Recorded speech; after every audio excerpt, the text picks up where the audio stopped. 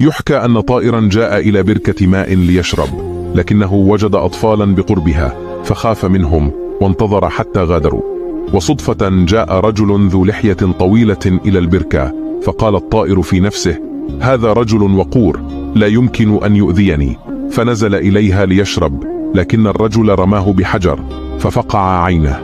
ذهب الطائر إلى النبي سليمان عليه السلام شاكيا، فاستدعى النبي سليمان الرجل وسأله: ألك حاجة بهذا الطائر حتى رميته؟ فقال: لا.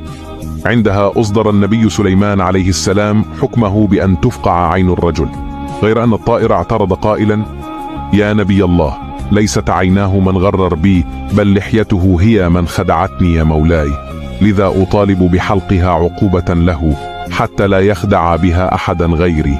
نحن دائما ما ننخدع بمظاهر البشر، فكم من شخص نظنه صاحب سوء وهو أطيب خلق الله، وكم من قريب تحبه ملكا وهو من الداخل شيطان لعين.